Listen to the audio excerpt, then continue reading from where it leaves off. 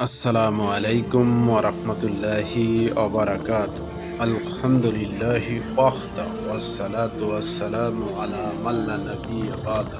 সম্মানিত ভিউয়ার্স, আপনাদের সামনে শেয়ার করব আজকে ট্রেন ভ্রমণ।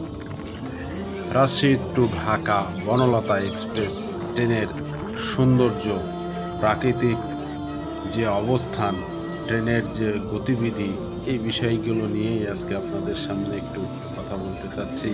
এবং বাংলার যে ঐতিহ্য, সুফলা সবুজ প্রকৃতি, শ্যামল বাংলার যে সৌন্দর্য, সুজলা সুফলা আমাদের এই দেশ, বনভূমি, বৃক্ষরাজি, খাল বিল, তরুলতার প্রাকৃতিক মনোরম যে পরিবেশ, দিগন্ত জোড়া, সেই পরিবেশ নিয়ে আজকে আলোচনা করব।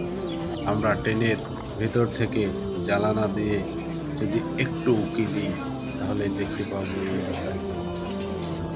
ট্রেন ঝিকঝিক ঝিকঝিক শব্দ করে রাজশাহী থেকে ঢাকার উদ্দেশ্যে চলে যাচ্ছে। কেউ ঘুমাচ্ছে, কেউ জ্বালানা দিয়ে তাকিয়ে বাংলার অপূর্ব রূপ, খাল বিল নদী নালা উপভোগ করছে। আমরাও সেটা দেখতেছি। কি অপূর্ব দৃশ্যায়ন দেখুন! জালানার ফাঁক দিয়ে সবুজের মেলা, ফসলের মাঠ, দিগন্ত জোড়া, যত দূর চোখ যায় শুধু অপূর্ব ফসলের দৃশ্যায়ন। বাংলার কৃষকদের সম্পদ, নিজের হাতে যত্নে গড়া কত সুন্দর সবুজ ফসলের মাঠ, মন প্রাণ ভরে যায়।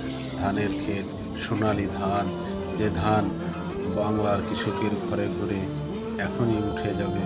কৃষক মনের আনন্দে পিঠাপুলি এবং তার দৈনন্দিন জীবন উপভোগ করবে। সম্মানিত ভিউয়ার, সত্যিই আমাদের দেশটি পৃথিবীর অন্যান্য দেশের চেয়ে অনেক সুন্দর। আমরা বলতেই পারি আমাদের দেশ সবচেয়ে সুন্দর। অনেক